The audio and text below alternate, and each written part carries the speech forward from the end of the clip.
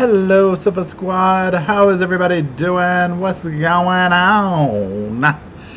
You already know what the drill is. If you can hear me, if you can see me, drop a one in the comment section. That way I know I'm not talking to just myself, even though I don't have a problem with that. Hello, Audra. How's it going? What's going on? How are you? We got a one from Sherry. That is right. We got a one from Jessica. I'll say it all night. Hey, Tori. How's it going? Thanks for the ones. Y'all, welcome everybody to the Sofa Squad. We got Miss Indie Girl. We got Miss Tori. I hope y'all are doing wonderful. Hello, everybody. Hello, everybody.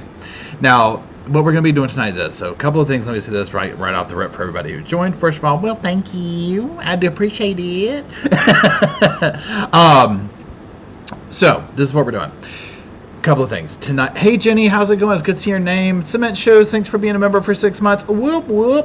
We are going to tonight do a quick read through of the motion for a new trial. Right, it's 5 pages. It's not that long. That's what we're doing. Emily, hello, my lovely. Welcome Emily to the sofa. She is here.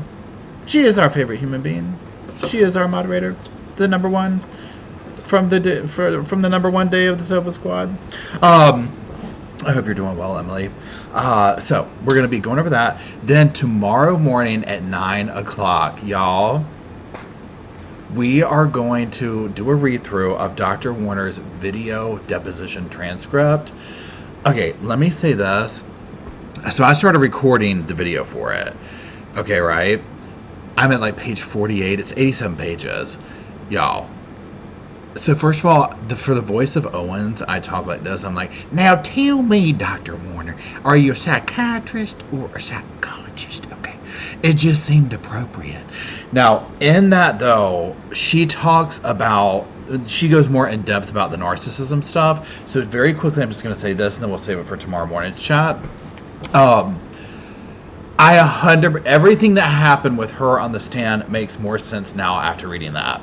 Right? He already knew this was going to happen, the deposition, the information, like everybody on both sides was warned about this. It was so fascinating. So that being said, that we're going to do the full read through of it tomorrow. Tomorrow on the other channel, the main channel, the pre-recorded version of what we're doing tonight will be out for people who don't like this vibe. So there's that. Please hold. Did y'all know that they make Coke Zero caffeine free? 100% hooked. 100% hooked. So can't get enough of it. I hope everybody's doing well.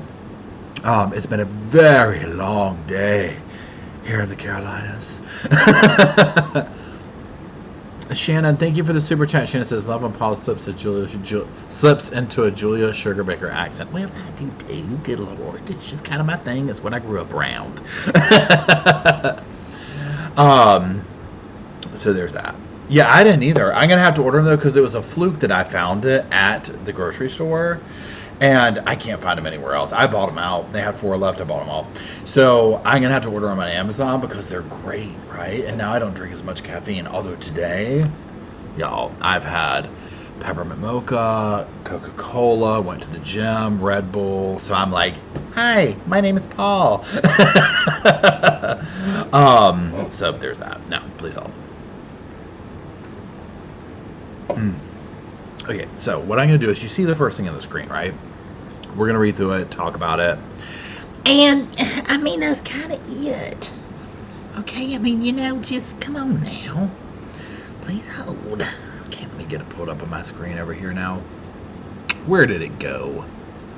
Where did it go? I want to know. Okay. Okay, here we go. Let me actually enlarge this some because I can't see. Okay, so defendant's motion for new trial, come now, all that type of stuff. Let's go to number 1. The defendant was found guilty as charged of second-degree murder on October 25th, 2024. Yes, we were all there. Thank you very much. Number 2, instant motion is timely filed pursuant to Rule 3.600. Well, what is 3.600, you might ask? Well, we're about to find out. The defendant asserts that she is entitled, of course she is, to a new trial under Rule 3.600 on the following grounds. Number one, the court erred in ruling that the defendant was not entitled to court-appointed counsel. Now, this one right here, y'all. And here's the thing. So there's going to be the let's be serious thing, and then like the obviously we're over her type vibe, right? We all knew that this was coming down the pipeline. So a lot of this is not a surprise, right? In any of this. Some of it is eye-rolling, but we knew it was going to come down. Pardon me. So this one right here, I'm like, of course, but like, please. When that happened, you already knew this was going to be the first thing she said, right? So let's keep going. Okay, number two. The court erred in denying undersigned counsel's multiple motions for continuance. Now this one right here, if you want to talk about can't roll my damn eyes hard enough, it's that one right there, okay? It's that one right there. Jenny Price, what a good day, unintentionally brand. Thank you, Jenny. I appreciate it. You're so sweet. I appreciate that.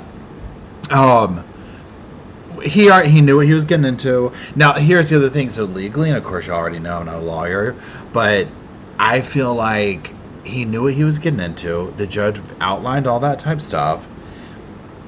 I mean, what is it? He already said you can't come up in here doing that. Imagine if the judge allowed the continuances. We'd still be sitting here. They drag it out. I think one of her tactics was going to be to stay in jail so long that it was like, you know what? We're going to plead her down to some stupid charge. Time served. You know what I'm saying? Like some kind of vibe like that. Please help. Let's keep going. Where is it at? Okay. So number three. The court erred in failing to grant a new trial when the alleged victim's family caused an emotional outburst in open court in presence of the jury prior to deliberations. Now that, when they get into the details, which we'll talk about here in a second, we'll have to talk about it because the way they're outlining it, I'm like, the judge probably did need to do this or whatever, but again, it's kind of ridiculous because whatever. But of course he's going to say this. Number four. The trial court failed to disallow the opinion testimony of the state's rebuttal expert witness, Dr. Tanya Warner, MD, after the state failed to disclose before trial that the witness had formed a new opinion. So that one right there, that both the state and him talked about this in the deposition. They knew this was a situation. Everybody was informed about this, so him talking about we didn't find out. If the state really didn't let him know, well, they already knew. They already talked about this. Him talking about a deposition in open court, well, I've never heard that. They already talked about it in the original video deposition. So him acting like he didn't know what hit him from out of left field having to do that, he already talked about having to do it. So I don't want to hear it. Number five, the state committed prosecutorial misconduct by essentially making a second closing argument instead of a rebuttal argument. Now, pardon me, let's call this out. That second thing the state did, I'd be a little bitter too, because it ate and left crumbs. That nailed the coffin right there. That second thing the state did, she was smoked after that. You know what I'm saying? She was smoked after that second thing they did. I'd be pissed too. I'd be real pissed. If I was Owen and her, I'd be real pissed. Kate, okay, Kate, hold on before you go. Hold on. First of all, thank you. I have to come back for the rewatch just something to say, hey, so what's going on? Kate, I sent you an email. Check your email. I haven't looked at mine in like the last few minutes. I went to the post office. They were like, this address doesn't work. Like, this doesn't exist. I wrote you back. Just read your email and hit me back because I'm still waiting. They didn't want to send that thing, the package that I'm sending, because it kept coming up with this weird address. So just read the email I sent you, hit me back, and we'll get it figured out. And thank you for the super chat. I hope you and Eve or Evelyn, your friend/boss, is okay, doing well. But yeah, that second rebuttal thing, please. She was smoked after that, right? Jenny says, oh, so Jenny, I just went to the post office yesterday. I got a bunch of packages. I have not opened them up yet. So thank you if you sent them to me. And I was going to do a video, like open them on video kind of a thing. And do like I was thinking maybe Saturday do our members chat and do it then. But I'll figure it out. I have to like figure that out. But if you were the one who sent them, thank you. And if somebody else sent other stuff, I mean, I just haven't opened to see who sent what yet. So there's that. But yeah, I got everything yesterday. Okay, let's keep going. go. Where's the page? There it is. Okay, cool. Let's switch to the next one. Please hold. That is right. Okay. Oh, wait. I did that prematurely. Please hold. Okay, so there's that. Let's go down to the number one thing. So law and argument, argument one. The trial court erred in holding the defendant was not entitled to court-appointed counsel. In the above-styled and numbered case, the defendant had approximately 7 court-appointed attorneys, just let that sink in, 7, prior to the undersigned counsel taking her case. Undersigned, now it's time to switch.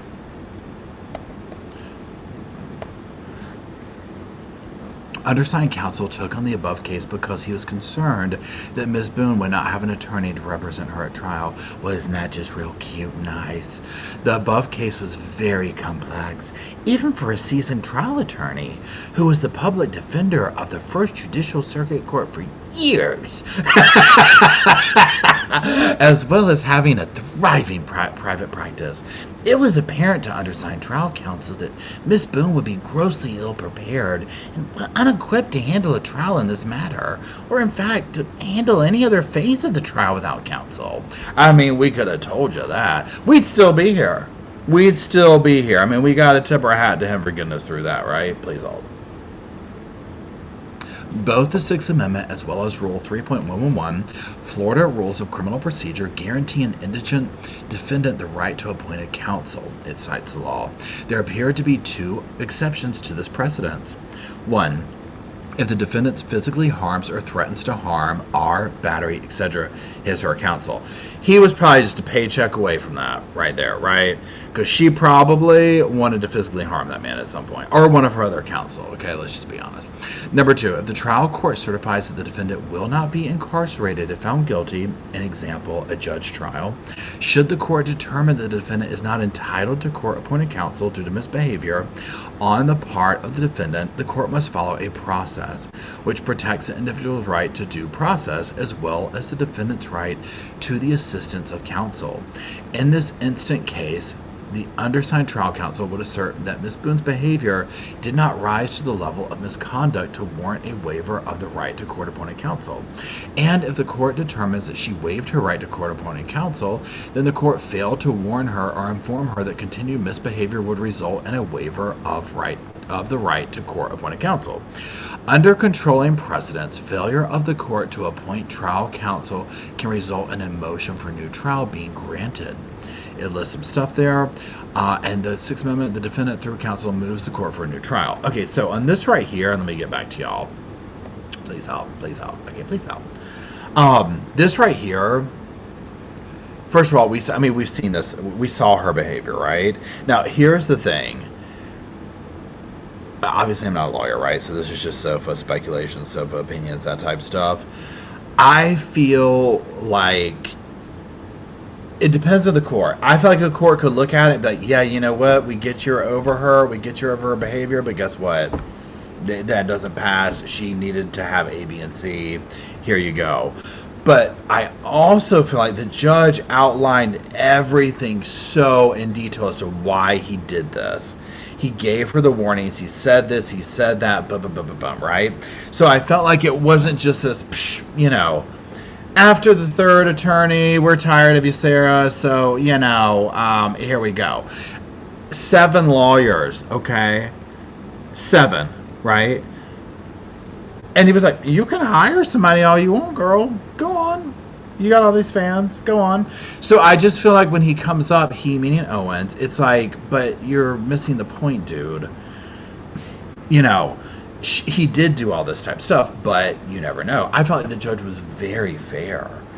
He gave her she won more little battles in court than the other stuff. Please hold.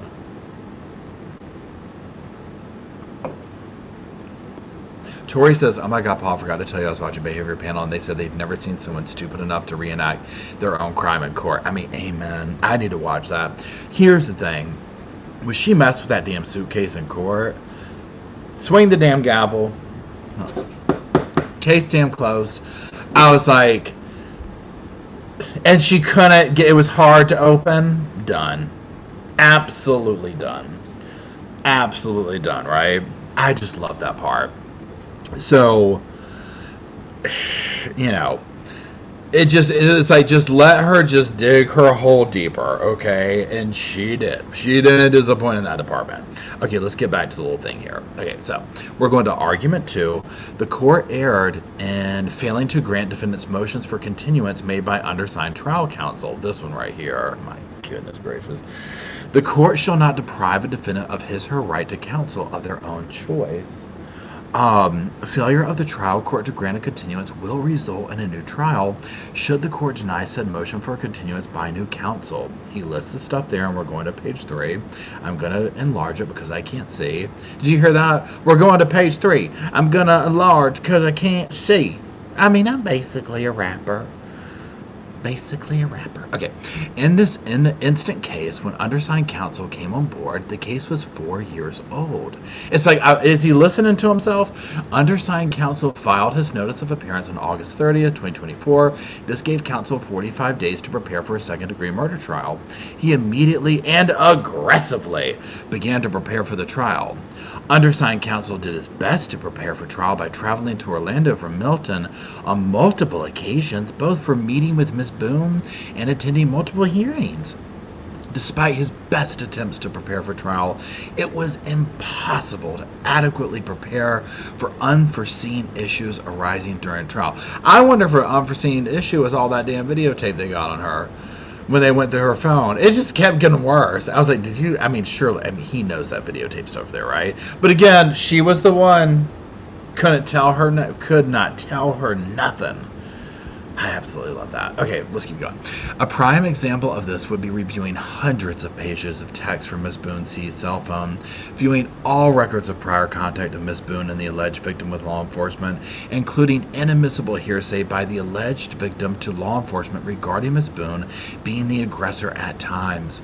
Counsel, for all purposes, closed his law practice down to prepare for the trial, but due to the short time frame, even with the assistance of other attorneys, was simply logistically unable to be as prepared for trial as he would have liked to be, and as Ms. Boone was entitled to. Under the controlling cases cited supra, the court's failure to grant undersigned counsel's motions for continuance should result in a new trial. Now let me get back to y'all. Again, am I surprised that he's saying this stuff? No. Right, because like if you read it in the context of he's just making an argument to try and get his point, so of course he's gonna like put himself out there like that. But yes, obviously he knew what he was getting into, right? He knew what he was doing. Hold on one second. He knew what he signed up. He saw the ad. That ad alone told you everything you need to know about the damn case. And Sarah, please, right? Shocked about the narcissistic traits after answering that help wanted ad. Acting surprised at that little set of narcissism traits or whatever. Please. But again, it's his facade, it's his thing, he's a defense. I mean, that's what he has to do, right?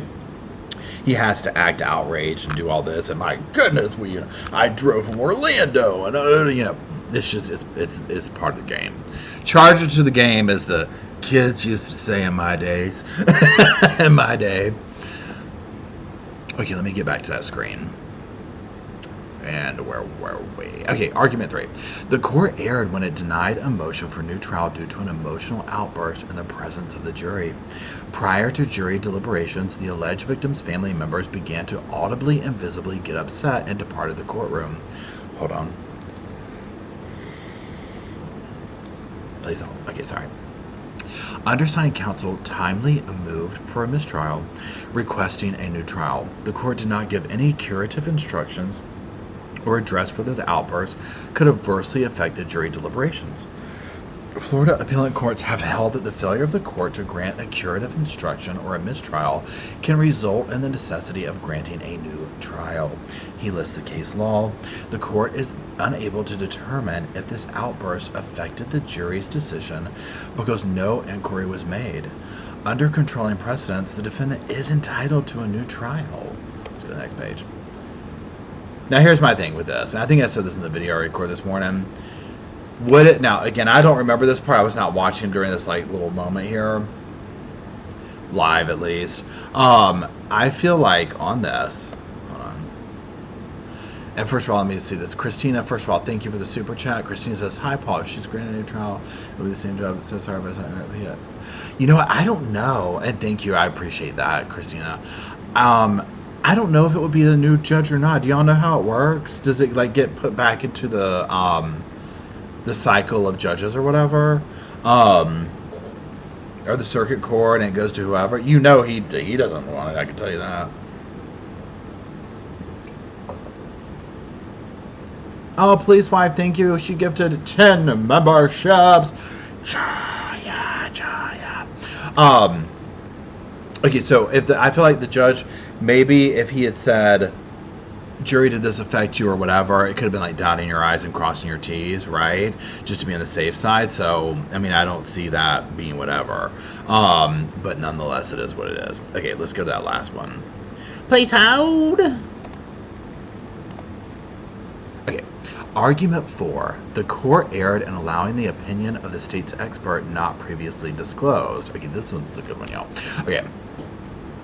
Well, the other thing is, but this is good too. Okay.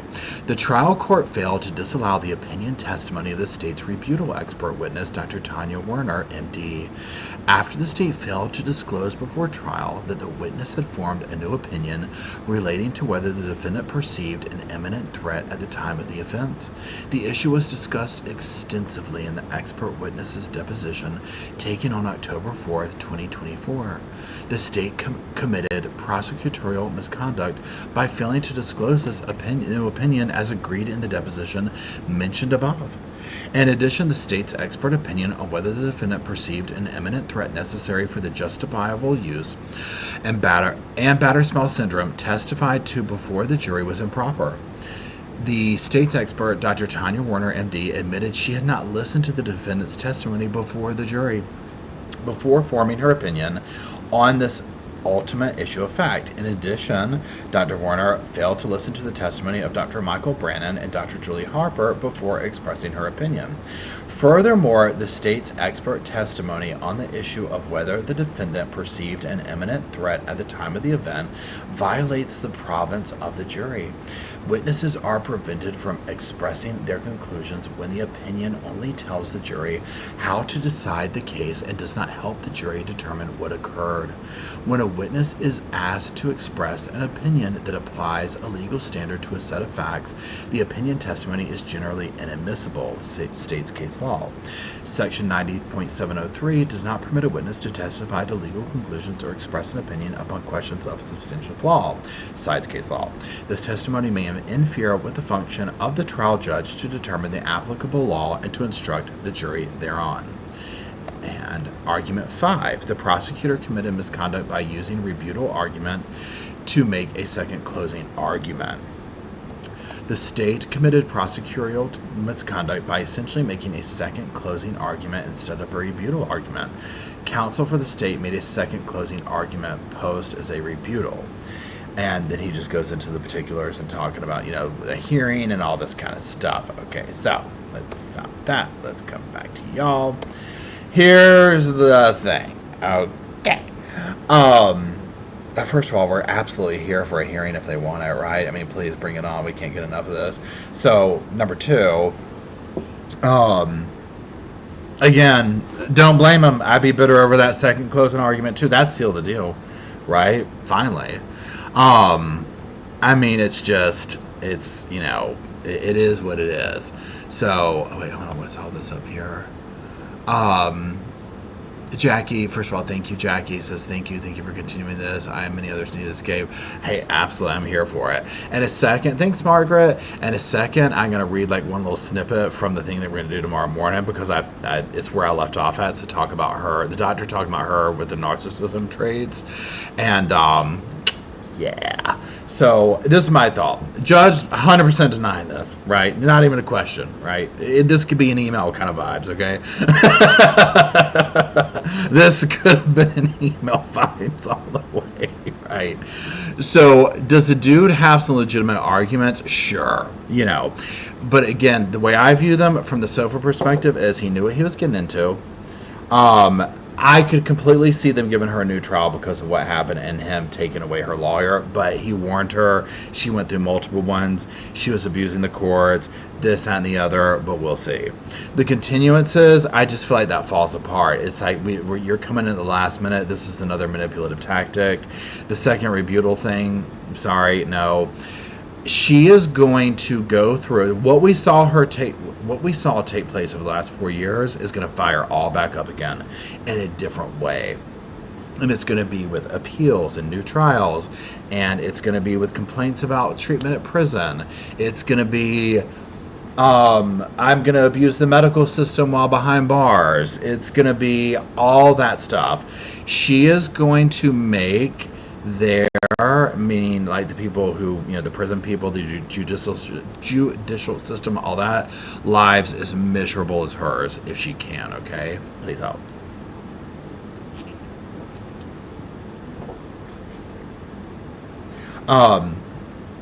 So it's just what's going to happen. You know what I'm saying? That, pardon me. That being said, again, I just think it's like standard protocol. It's just like they're going to deny it, and it's going to go to the next thing. We're going to get to her sentencing. I personally think she's going to get between 30 and 40 years. Why do I think that? I don't know. I just feel like it's a decent number, right? It's not a huge like life sentence or whatever, and it's not the 22. I think it's an in-between number. I think she's, I'm curious to see her demeanor. I'm curious to see if she's like accepted that. That video I did, I think this morning, about like when Owen spoke out talking about she was shocked, this, that, and the other. I'm like, what? Like, that's what surprised. Like, she legit, which we all knew this, but to hear it confirmed, like, she literally thought she was going to tell that story and walk out there and get her Starbucks. You know what I'm saying? Like, she legit thought all she had to do was get up there in front of an audience, jury, aka jury, tell her story, and they were going to let her out immediately. You know what I'm saying? That part shocked me. Okay. Please help. Please help. Rehydration. Please help.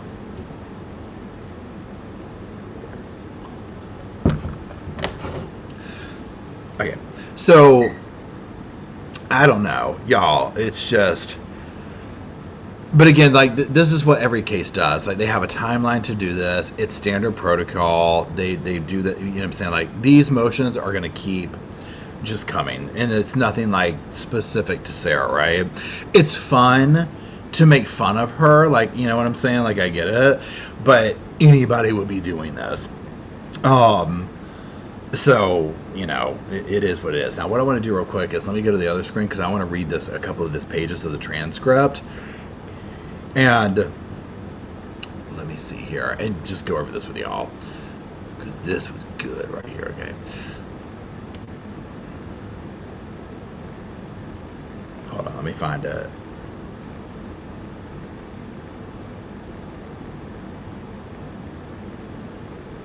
Anxiety disorder. Where's the narcissist talk?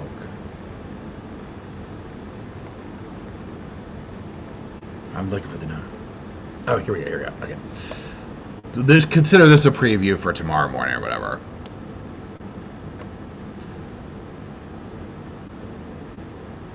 Okay, now I'm going to read this, and this is who this is between. This is the transcript of the video. Here, let me put it on the screen for you. This is the transcript of the video deposition between Owens and Dr. Werner. Dr. Werner was the state's expert, remember, who got up there, and it was like he kept objecting to every little thing she said, this and the other. Well, as you get into this deposition, you see why he didn't want her talking. Okay, 100% he knew what he was doing. 100% he already knew he might have to do a deposition in court. 100% the state was aware that he wanted to be made aware, so let's be fair to both sides. If this went down this way, the state knew they needed to get the information to her. They talked about this. So if the state didn't get the information to Owens, and that's on them, right, for that whole thing that went down the courtroom. So there's that. So let me share this, and we're going to read this. Now, I'm going to do it the way that I did. And if you followed me for a long time, you already know, like, the voices get me through, right? So I read Owens and, like, what's that guy from that cartoon, the rooster, and the guy with the hat, I can't think of a name, like that, like Southern voice, and then her in like a very like fancy psychologist type way, or a psychiatrist. She's very clear of that distinction, right? Okay, in this at least. Okay, please help. Share screen. Share screen. I said burr. I said it's cold in here. Okay, so here's a document. Please hold. That's what I say. Please hold. Burning Heart Dragon, thank you. I do appreciate you watching. Here you go. Okay, we're going to start here. Now, this is, you see, page 42. This is just a little snippet of it. Like some of the juicy part, whatever. We'll read a couple of pages of it. Okay, so it starts off. The question is Mr. Owen. Okay, so it's my understanding is you believe that she does suffer from either general anxiety disorder, which is consistent with what she's already been diagnosed with, or an adjustment to the jail time is some kind of like anxiety disorder. Correct. Okay. Now, you base that on your interview with her, plus the test that you gave her. My interview and her description of her presentation and what's going on with her and how she's felt since being in the correctional setting, correct? Okay, all right now. And that test you gave her was the only test you gave her? Correct. I did a mental status examination. All right now. And so you said that she believed she suffered from one of those, and that's your diagnosis. And that you mentioned narcissism, and that she meets some of the traits of, well, narcissism. Narcissistic personality disorder traits, and yeah, correct. Okay, now, hold on now. Tell me what criteria she exhibits that tends to meet her as a narcissist. Just her presentation, the way that she describes some of her milestones in her life and herself and her actions was in an overly kind of, well, self-grandiose manner, so to speak. Like when I asked her, for example, how far she had gone in school. Rather than say I'm a high school graduate, she said, well, I was about to sit for the entrance exams for college when my father died. So, now, what does that indicate to you? By stating it that way, instead of just answering, hey, I graduated from high school. What does that mean? Again, it's kind of a grandiose manner of saying, I only graduated from high school. I didn't go to college. But she's talking about, she was going to go to college as opposed to answering the question. So she had some insecurities, let's say, because she didn't go to college. But she presents it in a different light. So the majority of her employment was as a, let's just say, receptionist type job, which she would describe as being a front desk person. And then she continued to always describe herself as almost every single position as the assistant to the office manager or the assistant to the owner of the company. So it was kind of elevating her position, although she was kind of that front desk person by her description. All right. So these are just some examples in the manner that she described kind of her relationship when she started to describe her relationship with ex-husband and with George. There were ways that she described herself and her role in those relationships that was kind of elevating herself. So it was just kind of a number of ways that just descriptive ways that she used throughout the evaluation of herself that appeared to have narcissistic traits. And I heard you say about how she answered the questions, about like her education, about how she answered the question about her employment, how she answered the question about her relationship with her ex-husband and George. What other criteria would tend to indicate that she was a narcissist? I didn't say that she was. I said that she has narcissistic traits, and that was the examples. That was the examples that I gave. All right, now get a lower, calm down. Do you have any other criteria that she has all this fancy narcissistic type traits No, it was how she presented herself. Okay, so that's all you saw that relates to any criteria that she may have some kind of narcissism. As I sit here today without sitting down and specifically going through my notes, yes. Well, do you think she suffers from a personality disorder? I did not diagnose her with a personality disorder. Well, did you feel like she met any criteria that would tend to support a diagnosis for a personality disorder? Well, we just went through one of the criteria for narcissistic personality disorder. That is a personality disorder. Okay. Any other criteria that you felt like maybe she might meet some other kind of disorder? No.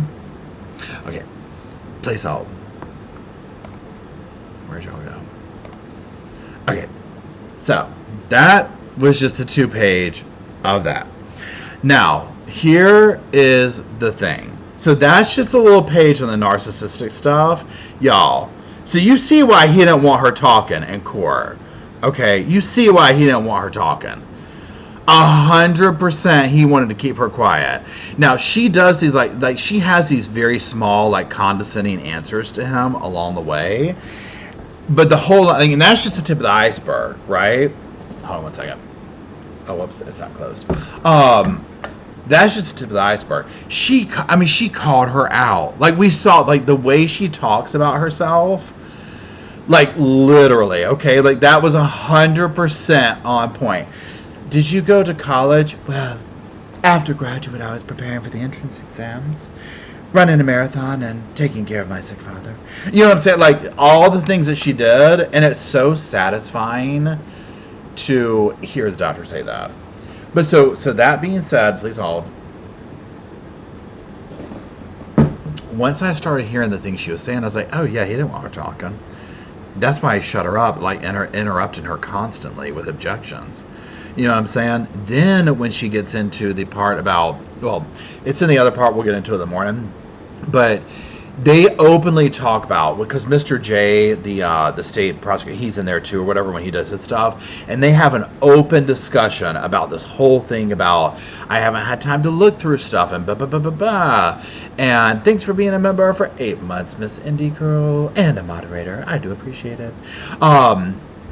When he talks about like all that kind of stuff in there, and that's what I mean where I'm like, okay, they already had this discussion. So number one, the state knew that they should have given him the information, and number two, he knew that they already discussed an open court deposition. So the way he tried to act like with the judge of like, well, let's go, huh?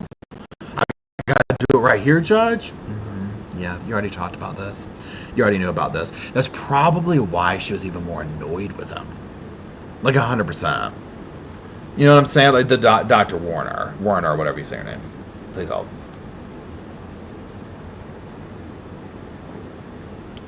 So yeah, she clocked her T immediately. So that part I was like, oh, this is so satisfying. So yeah.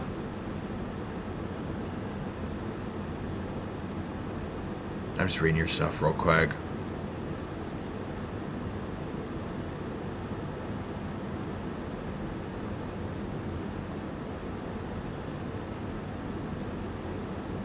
I know, right? The ginormous container. It's actually water. I'm like, I'm dying. It's so hot, y'all. I don't know why. I've got to check the air. Today, I like, depending on where you live, so I'm living in North Carolina, we're in like it's actually unseasonably cooler, but then like today was like summer, and I'm like, huh? We have humidity again today? It's so weird. So it's like throwing like the internal air off of my internal little clock, or, you know, my whatever, my body heat regulation or whatever you call it. So hot in Connecticut. Pardon me. So yeah, so what we're going to do is we'll read through that whole document in the morning. Tomorrow morning also, for this or just join in, tomorrow morning on the regular channel, the video about her motion, I'll put up, it's like a 15-minute video probably. It's not, I mean, it's literally kind of like what we did here, but it's just the edited version. Then on this channel at 9 a.m., we'll read through that whole document. It will take a minute, so if like you're at work or whatever. Now also, if you don't like the live chat vibe, don't worry, I've started recording it for the other channel. But I'm at like page 50 of it or whatever, and I had to stop. I was like, I can't you know, it just takes a lot or whatever. And then the dogs were like, okay, let's play. Wah! Then I think Saturday morning, and I'll post it tomorrow. Wait, let me think. Yes, Saturday morning. Saturday morning, probably 10 a.m., we're going to do a members chat. And I'll post the links for it and all that type of stuff. And we'll do our members chat. We've got a bunch of packages. We'll open up, we'll hang out, we'll talk, and all that fun stuff. That's kind of it. So I wanted to just really come on tonight and do a real quick live to read through that motion, because I was just like, huh? What? Oh no, are you kidding? Hey Veronica, how's it going?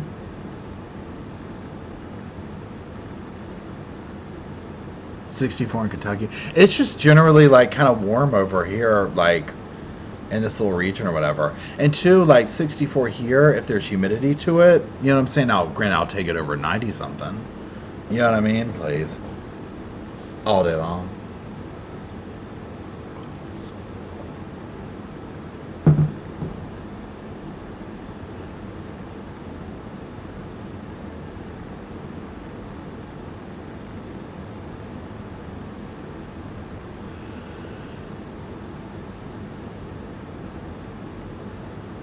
'76 in Atlanta. Oh my gosh. Wood burner. Oh my god, I love that. GPH. No one says what I'm thinking. Oh, thanks, GPH. I appreciate it. '70s in Massachusetts. Yeah, it just seemed to be, well, 50 in Wisconsin for Veronica. Yeah. Southern Arteria. Okay, yeah, 50. Balmy, 40. Northern Minnesota. Oh, I already get like pretty kind of cold. 40 degrees for me would be cold. You know what I'm saying? Like, not cold, cold, but definitely like long sleeves and still shorts, but pardon me. So yeah, Sojourner says, would you sum up tonight, please? So the main key points are she's asked for a new trial, and there's like 5 points to it. Like the fact that they, made her go pro se. The fact that the guy, Owens, came in and he wanted to give him continuances. That there was a disruption in court from the family members before the jury took it to whatever deliberations. That the state gave, in my opinion, they're basically saying the state gave a really good second rebuttal, and they say that was a a second closing argument, so they shouldn't be allowed to. And then what was the other thing that they said? What was that other thing? Please hold. I mean, I know it's right here. Oh, for not the because the MD had that situation on the stand about changing her opinion. Then we did a little snippet of reading the transcript. All things Jackie Hearn, I appreciate it. They released an 87-page transcript of the video deposition between Owens, Dr. Warner, and Jay, the state guy. It's mostly between Owens and her, Dr. Warner. The thing that I read, that snippet that I did, was her talking about Sarah's narcissistic traits. So what I was like, my theory on that is that's why when we saw them on the stand, he, meaning Owens, kept interrupting her and doing the objection of this, blah, blah, blah, blah, blah, because it was like his tactic. He did not want her to get her stuff out there. Then also, the whole thing where he had to do a deposition right there in court because like she brought up new information, they discuss it in this document, in the transcript. So this between all three of them was already discussed, like a known thing. So I feel like the state and Owen kind of dropped the ball in that situation, unless somebody's like didn't get something, whatever, because they discuss it in the video deposition. And so that's where I'm like, okay, so then why did the very thing that they were trying to figure out to not happen in the video deposition then turns around and happens, right? But again, it's the last minute. I mean, he had 45 days, right? So this is where it's like, whatever. Now, I'm going to go grab, I saw you say a puppy cam. Hold on one second, and I'm going to go grab the puppies. Please hold.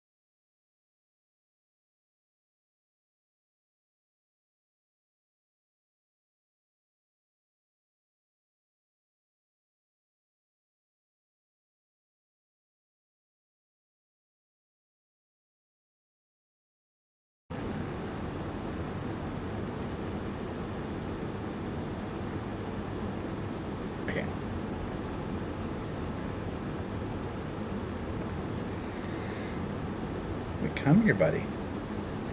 See, Dad, what are you doing?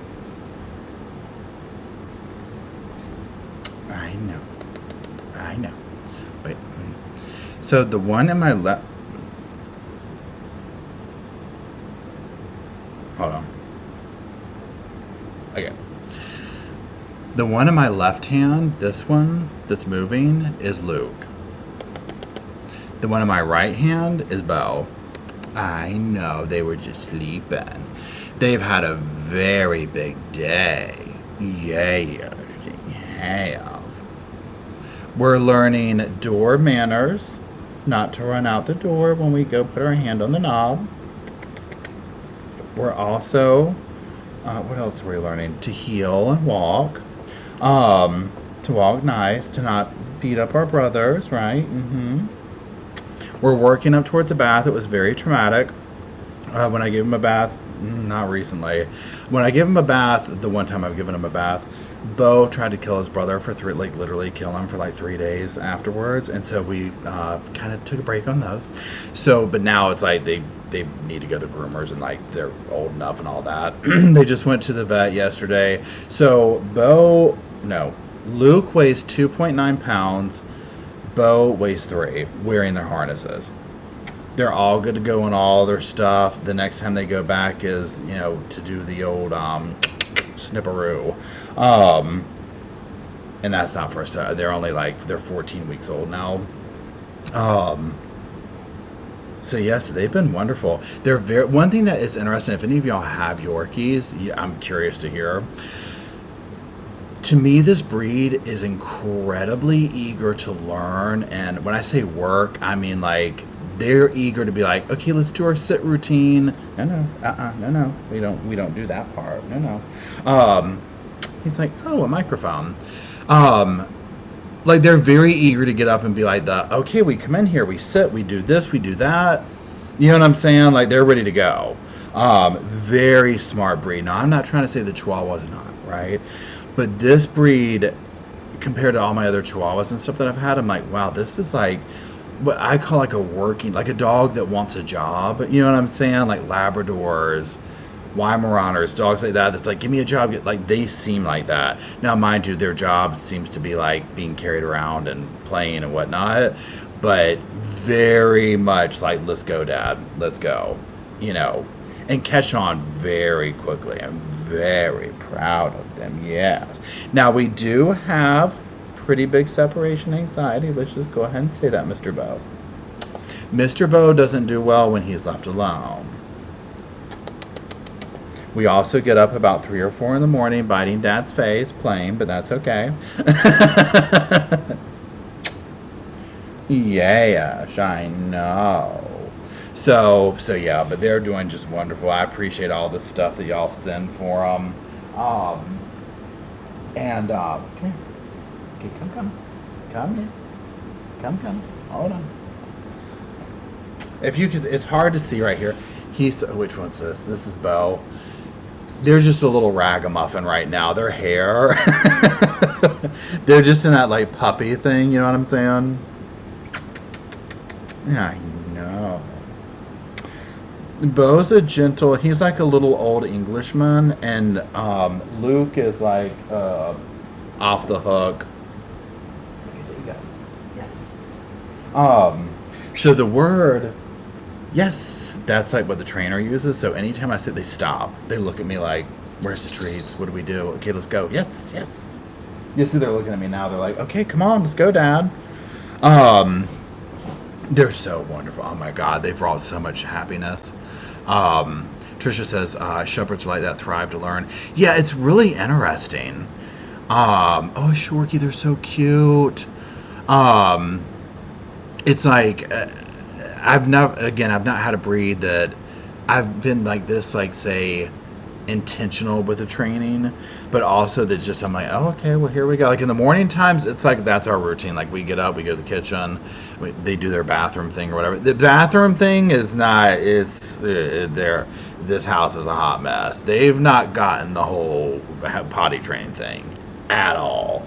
They get it a little bit, but not.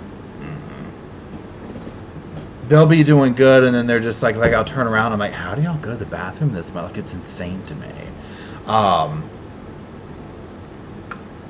Pardon me. But I mean, it is what it is. So the trainer doesn't want me really when I say taking them outside, I mean like for a walk or whatever. She wants them to learn how to properly walk like in the house and whatnot first. So that's what I've really been doing. But I take them out once a day just to get energy out. Now they're leashed and whatnot. But when we're on the leash, they're still like, blah. But in the house, they know what heel means, and they walk, and I stop, and they stop next to me for the majority of the time, right? So, I mean, it is what it is, but yeah. Rachel says they need a small space to pad train, but they get it quick. So here's the thing, this is what I've been doing, and y'all tell me. So, first of all, it's been crazy. Like, I've traveled, I've done this, I've had to stay elsewhere, stuff been done to the house, all their dogs staying here, so some of it's not their fault. There's multiple places in the house where a pee-pee pad is, which is half the problem. The laundry room is the main place. That's always been that's the doggy pee-pee pad training zone, right? And they get it, but then they don't get it. You know what I'm saying? So yeah. You see, at the end of it, Judy says, how do I tell them apart? So Judy, one of them, what is it? Luke, and they're already back there. They're back there in the laundry room, probably doing what they're supposed to do. Luke's face is whiter than what's his name, Bo's, but he also has like almost a thinner face. Bo is darker than their tails, and it's again, you just have to see them, but Luke's tail has like a little extra tail on it, like a little bit longer, and Bo's is shorter. So for me, I look at the face now. It used to be I had to look at the tail. And those are the two things so that I tell them apart with. And my mom sent me a picture. She was at the store and saw the sister of theirs or whatever, and she looks like Luke. She's very like that light blondish color or whatever. And Bo's he's just kind of been like, he's kept that darker tone. So I'm guessing, because Luke looks like the mother. The mother had that very blonde Yorkie look, and I bet, what's his name? Luke, or Bo, I'm sorry, takes after the father more. And I have not seen the father. Yeah, when it says they're young, yeah. So, Anna says, I don't think Sarah watched those videos we watched. I know, right, Anna? That's the thing, the whole thing, it still baffles me to this day. What's so fascinating about the videos, I don't see how she saw those videos that they put up. I'm talking about all of them. Obviously, the suitcase one's bad, right? But I'm talking about the ones that in her world she's been sitting here talking about, give me my phone, look on the phone. And it's like, okay, girl, we did. Is this what you want us to see? Okay, let's sit down and watch it. And every one of us is like, and this is you being a victim right here, where you're waking him up at 1:30 and berating him. You know what I'm saying? Like, that's part where I'm like, how did you think that was gonna play out? Like, that it just blows my mind. But it just is what it is. So, oh yeah.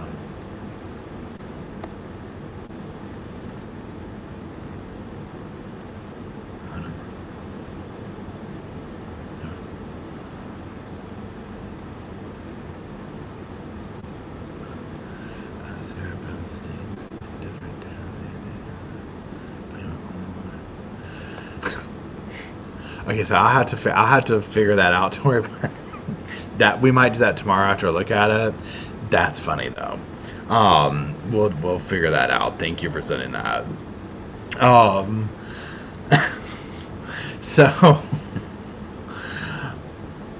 Blue says she banked on his shoulder passing. Sarah Boone's always a star for sure. Hey Michelle, how's it going? Oh my God, y'all. JP Miller's been arrested? No. Are you serious? Please hold. Please hold.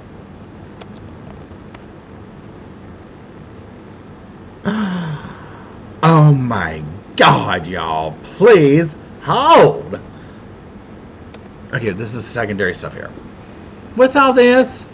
We didn't want all that. Okay. Please hold. Where's the thing here? Yeah, that crying on the grass thing. Oh my God. Oh my God, y'all. I can't.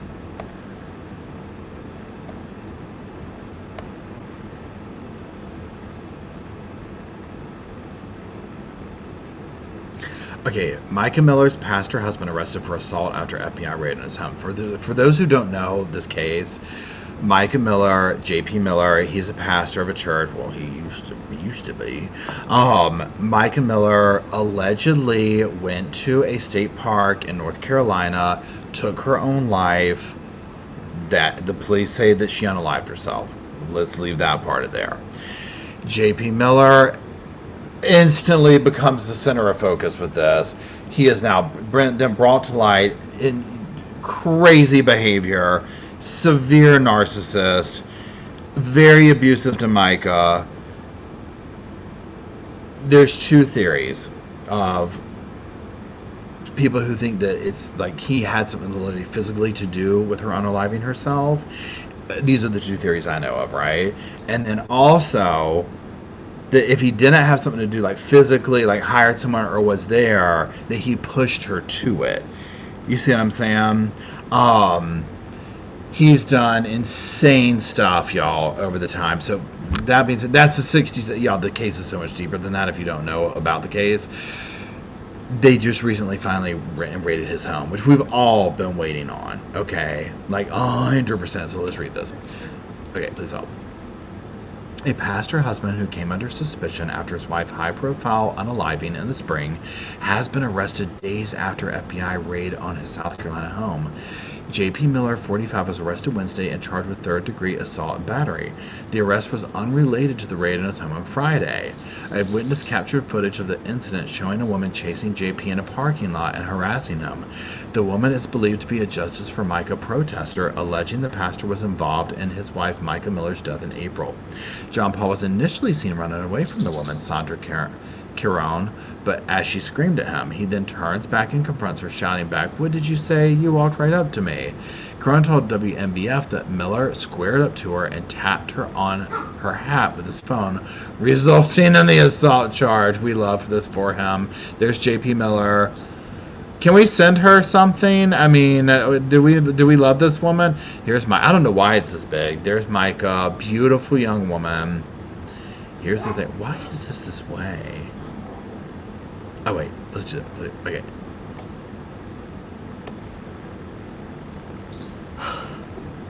Ever have that client meeting where they throw a voiceover request your way, but you secretly have no idea where to even begin? Let me introduce you to Voices, your one-stop shop for all things voiceover. Think narrations for your videos or online ads. We've got it. Voices has the biggest and best tool on the planet, human or AI. And the best part? You get free auditions from talent in 24 hours. Seriously, just tell us what you need. We're like your personal voiceover dream team, taking care of casting, recording, even global bookings. I mean, can we please get to it? Your script for audiences worldwide, so your grandma in Italy can finally understand your cooking tutorial. Don't let voiceover become a last-minute I mean, this scramble. is pretty neat. Find the perfect voice every time with Voices. Visit our website today. Oh, here we go. First at 6 and topping local headlines. According to jail records, the pastor of Solid Rock Church, John Paul Miller, has been arrested on a charge of third-degree assault and battery. Right now, bond hasn't been set. And this comes after a confrontation between a Justice for Micah protester near the church. News 13's Adriana Lawrence has exclusive video of the incident and spoke to the protester involved. Here we go.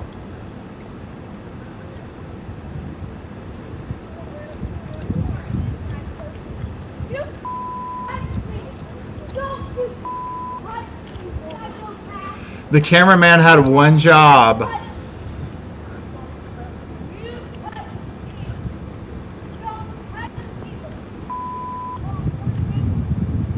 captured on video shows a protester running after John Paul Miller, yelling names, while Miller is seen running away.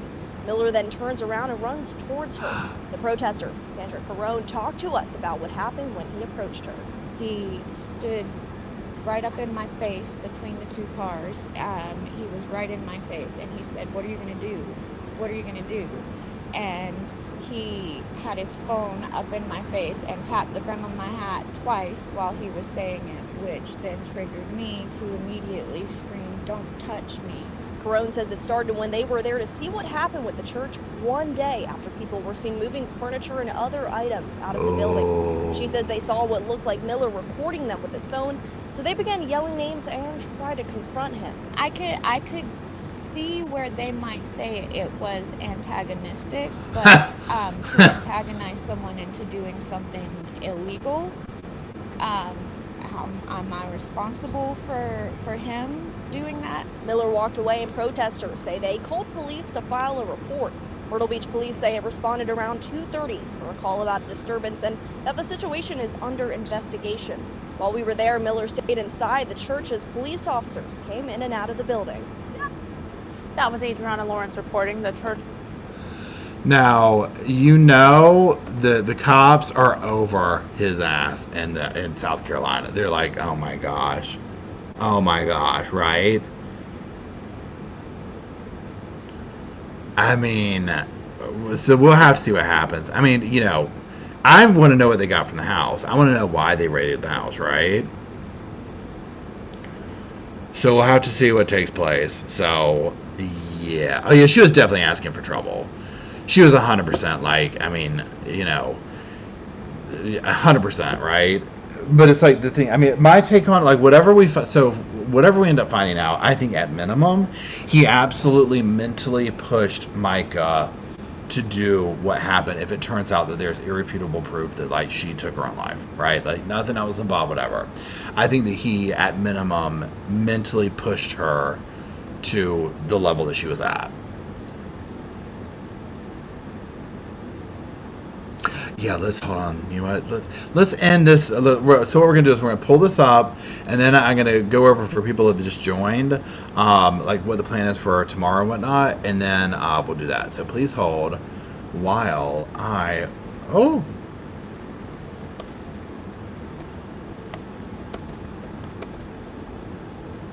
Hold on.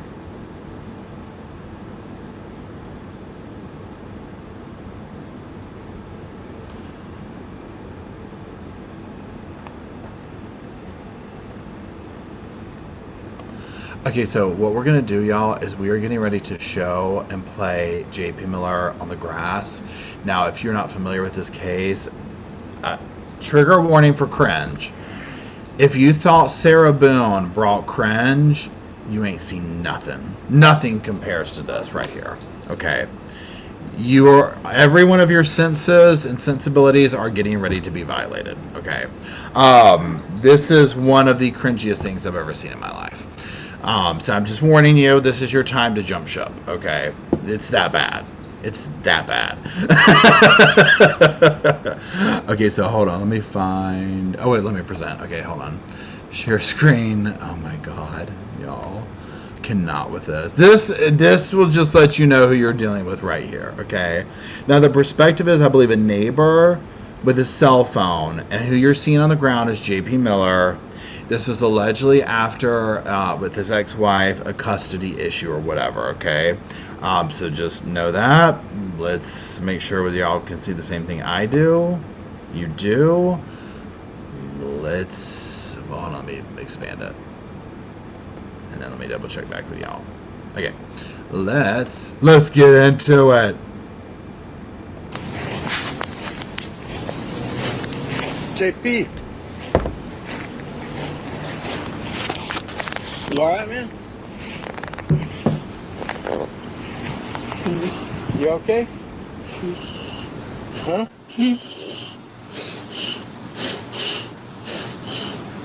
You okay? What's the matter? Huh? What's the matter?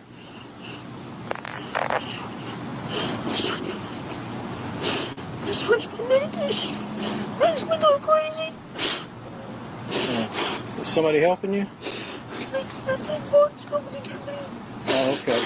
I thought I was going to see Jesus. Okay. But you got Mark coming? Somebody called over there. Okay. I feel like he's inviting me. I can't So- go to see Jesus. Because ants bite me everywhere. Is your medication something they gave you? Yeah, they were drunk. Yeah. Do some new doses or something. You want me to make sure Mark's coming? Yeah, all I do is find out whether the phone's on me. I don't know. But somebody's called him, right? Yeah, the lady across the street called. Okay. All right.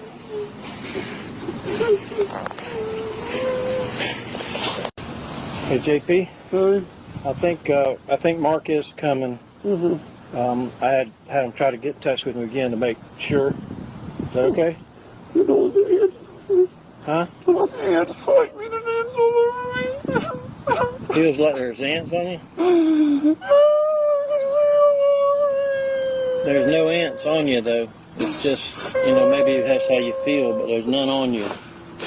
There's none on the grass.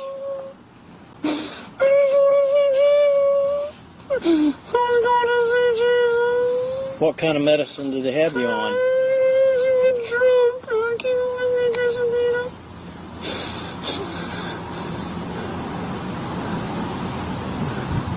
All right, well, somebody's going to come, okay?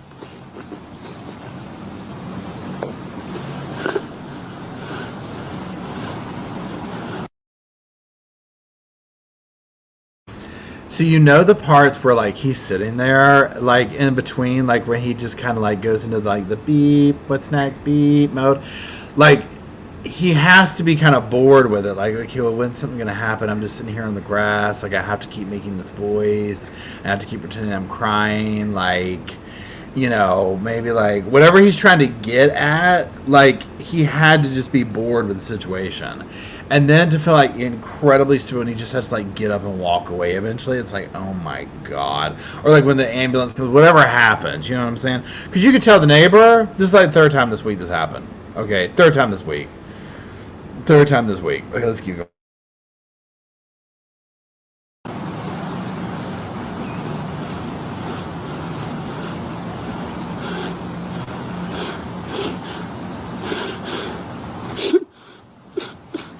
Do I need to call 911?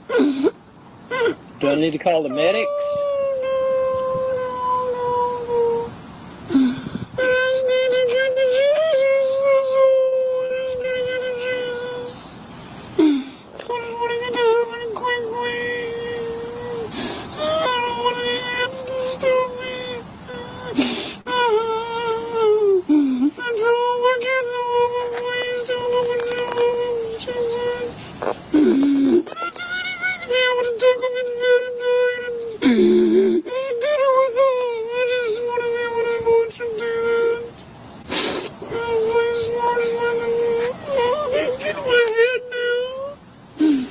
Yeah, we got somebody coming. Is there anything I can do? You need water or something? You want some water or anything?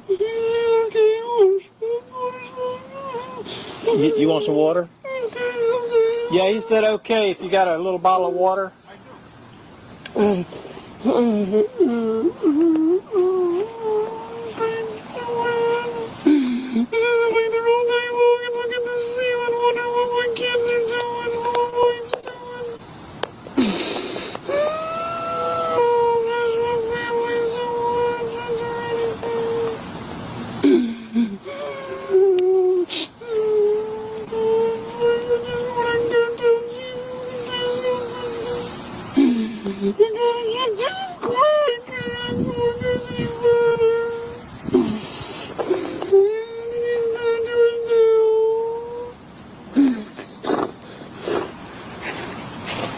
I don't know. I think they changed his medication or something, he said. And he said like ants was crawling on and stuff. He ain't right. He ain't right. Yeah. I'll go across the street. Back over here. Oh, okay. So, well, let me know if I can do anything. Okay, I think he's. He's got the Here's some water, narcissism. JP. He's got the Want some narcissism. water?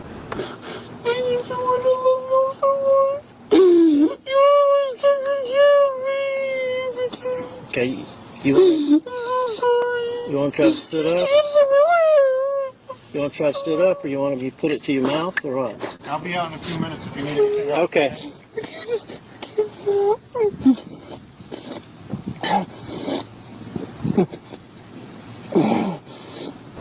The fact that he's okay with the neighbor giving him the water like that is insane.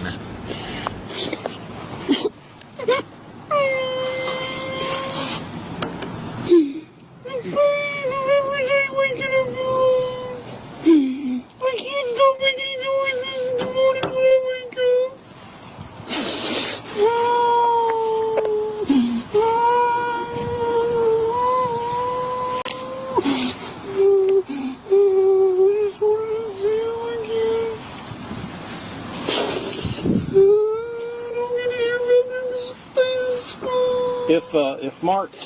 If Mark can't make it quick, you want me to get your mom over here? I don't want my mom anywhere. They're jerks. They're crazy. I always thought I wanted to get on medication, and this is what it does. They're crazy. I can't eat. I can't sleep. I can't do nothing. I feel like I answered my eyes. Can't open up my eyes.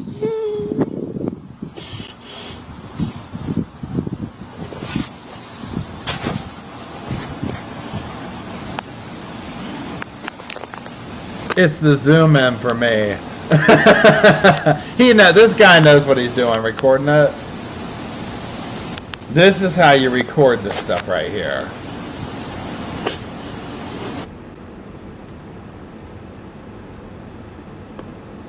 Okay, yeah. So if you didn't know who JP Miller was, that's JP Miller. That's JP Miller. Okay. I can't with that. I've watched it maybe once every 6 months or something like that, and I'm like, oh my god,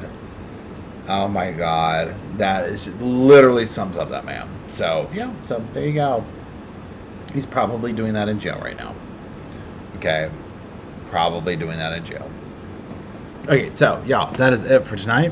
So we are going to be 9 o'clock on this channel tomorrow. We're doing a read-through of Dr. Werner's transcript. Dr. Werner is the psychiatrist, the state psychiatrist, and for the Sarah Boone trial, she did a video deposition, and so we're going to read through it. It's like 87 pages, so it'll take a minute. We'll do that at 9 o'clock here tomorrow morning. On the other channel tomorrow morning, my update video about the motion will be on that channel if you want to watch the condensed version of it. So that's it. Thank you, Tori, for hanging out. I appreciate it. Thank you, Emily. Thank you, Indy, for holding the sofa down, as well as Tori. Not holding Tori down, but holding this. Thank you, Tori, as well as what I mean. Good Lord, you can't trust me to say something right. So, thank y'all for holding the sofa down, for keeping the cushions fluffed. Thank you, everybody, for hanging out, for talking, for super chats, for laughter, for all the fun things we do here at the Sofa Squad, right? And that's it. So I hope you all have a wonderful evening. And that's it. I love y'all. I will see y'all in the morning, and we will talk then. Y'all have a good evening. I will see